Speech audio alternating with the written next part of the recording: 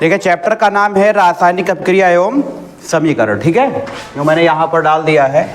एक चीज़ आप लोग ध्यान रखना, चैप्टर का नाम सही से ढंग से आप लोग जब कॉपी बनाना तो सही से चैप्टर का नाम इंकित होना चाहिए, ठीक है। भौतिक परिवर्तन क्या होता है?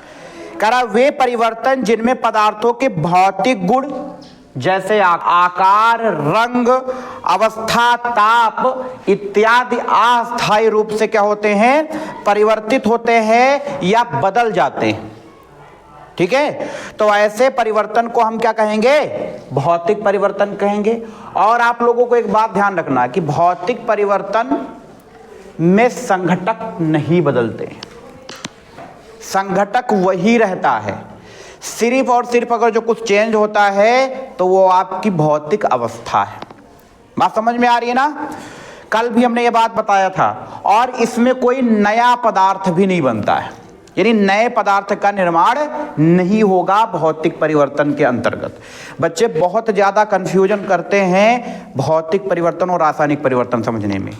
ध्यान से इसको समझें तो आपके एक बार में अगर जो समझ में आ गया तो समझ लीजिए, आपको बस डिफिनीशन मालूम है, अगर जो कायदे से आपने उसको समझ रखा है तो कोई दिक्कत नहीं होगी, ठीक है।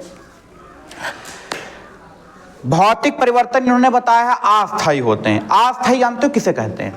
अस्थायी परिवर्तन जानते हो किसे कहते हैं? समझाता हूं। अस्थायी परिवर्तन वो परिवर्तन होते हैं जो एक बार होने के पश्चात पुनः उनको वापस उसी दशा में लाया जा सके। भौतिक परिवर्तन, आप लोग अपनी रफ उठाओ और लिखना स्टार्ट करो धीरे धीरे। सब डिफिनीशन समझाना है। भौतिक परिवर्तन किसे कहते हैं? हमने हेडिंग डाला भौतिक परिवर्तन, हमने लिखा वे परिवर्तन जिनमें पदार्थों के भौतिक गुण जैसे आकार, रंग, अवस्था, ताप इत्यादि अस्थायी रूप से बदलते हैं, परंतु उसके संघटक तथा भार में कोई परिवर्तन नहीं होता, ना ही कोई नया पदार्थ बनता है, भौतिक परिवर्तन कहलाते हैं, ठीक है। और एक चीज समझ लीजिए, अगर जो मैं बात करूं कि भौतिक परिवर्तनों के निम्न लक्षण क्या हैं तो इसको समझो। अब हम क्या समझेंगे,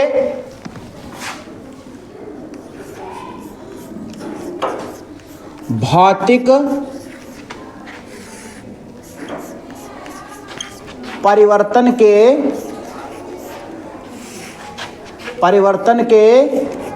क्या समझेंगे भैया? लक्षण समझेंगे। देखो ऐसे नोट्स बनाया जाता है, मैं इसलिए ऐसा पढ़ा रहा हूं क्योंकि हमको लगता है आप लोग नोट्स बनाना नहीं जानते हो। डिफिनीशन को क्लियरिफाई करिए पहले कायदे से समझ करके, फिर जैसे आप लोगों को कभी पूछ लिया जाए कि भौतिक परिवर्तन के लक्षण बताओ, मैं 1000 बार इसी बात को बोलता हूं कि भैया नोट्स बना बना करके ढंग से उसको सजा करके कायदे से अध्ययन करो उसका, तब जा करके वो बात माइंड में, दिमाग के अंदर अस्थायी हो जाती है, वो आप जल्दी भूलेंगे नहीं, ठीक है।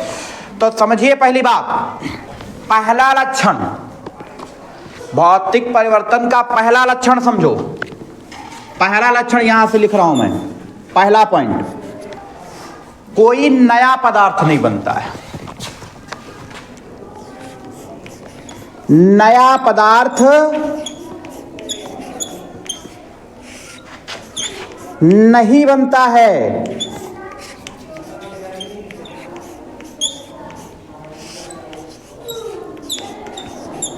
समझ में आई बात? पहली बात क्या है कि भौतिक परिवर्तन में कोई भी नया पदार्थ नहीं बनता है। पहला लक्षण समझ में आ गया होगा आप लोगों को, ठीक है।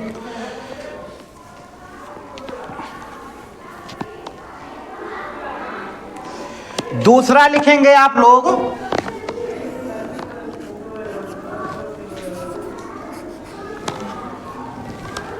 भौतिक परिवर्तन में पदार्थ का गुण परिवर्तित नहीं होता है।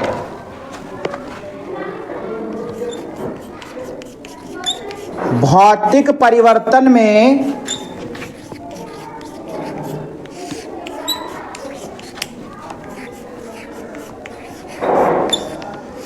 पदार्थ का गुण नहीं बदलता, या परिवर्तित लिख सकते हो, नहीं परिवर्तित होता है, नहीं परिवर्तित होता है।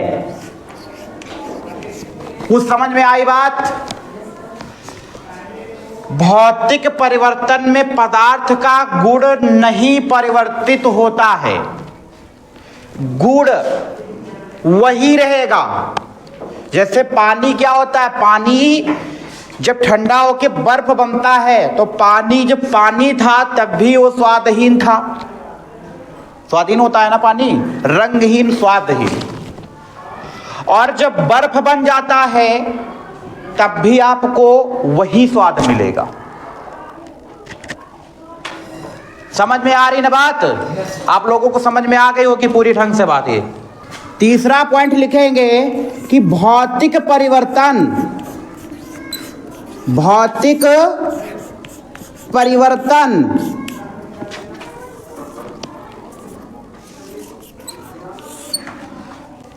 अस्थायी होते हैं। क्या होते हैं? अस्थायी होते हैं।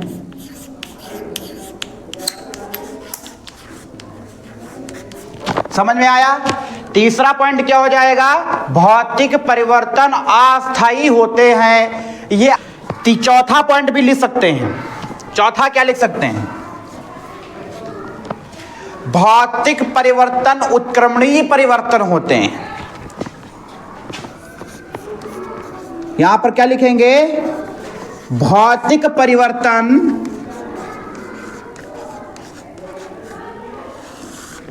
भौतिक परिवर्तन क्या होते हैं भैया? उत्क्रमणीय होते हैं, उत्क्रमणीय परिवर्तन होते हैं। या ऐसे भी देख सकते कि भौतिक अभिक्रिया, भौतिक परिवर्तन उत्क्रमणीय परिवर्तन होता है, यानी भौतिक अभिक्रिया उत्क्रमणीय अभिक्रिया होती है, ये भी लिख सकते हो आप। ठीक है, भौतिक परिवर्तन उत्क्रमणीय परिवर्तन होते हैं। अब इसमें से किन किन बच्चों को यह बात पता है कि ये उत्क्रमणीय क्या होता है? किन किन लोगों को यह बात पता है? बताइए, पता है तुमको? उत्क्रमणीय पता है क्या होता है तुमको? इधर किसी को नहीं मालूम? बहुत बेटर हो तुम लोग यार। उत्क्रमणीय अभिक्रिया उसे कहते हैं जो अभिकारक से उत्पाद और उत्पाद से अभिकारक बन सके।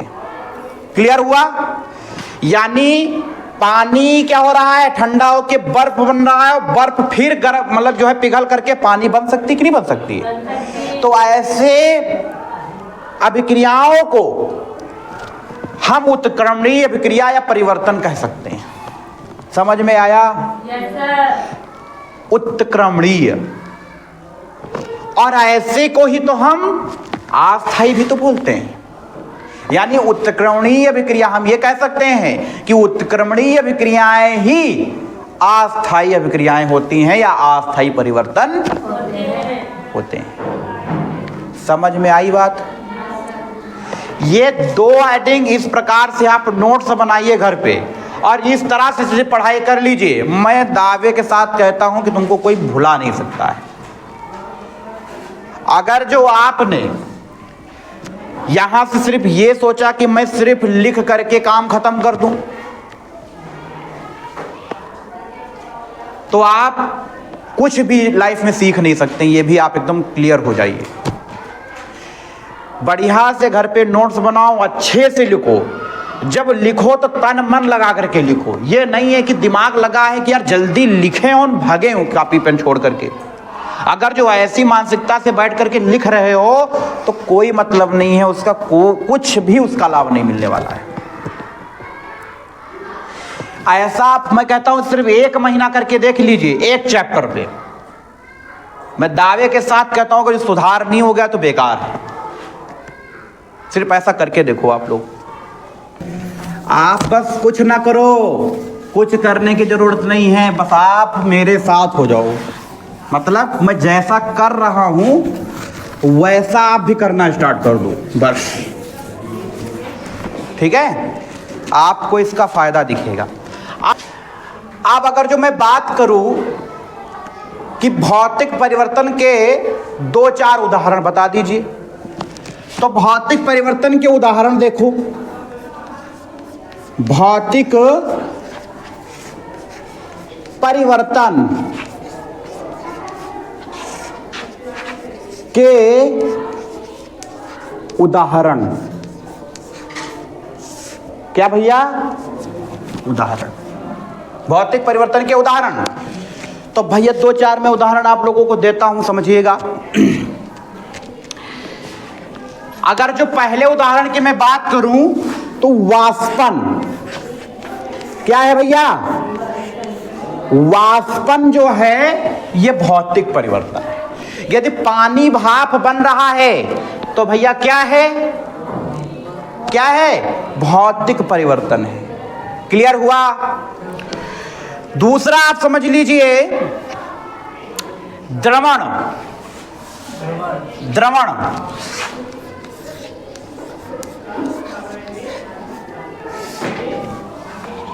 तीसरा आप समझ लीजिए जमना।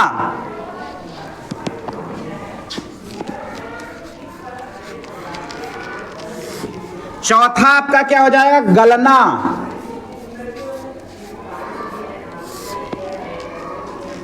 ओके भैया, समझ में आ रहा ना? और आप 5वां भी लिख सकते हो, आसवन। आसवन भैया आप समझा देता हूं उदाहरण। भौतिक परिवर्तन का उदाहरण है आपका वाष्पन। वाष्पन क्या होता है?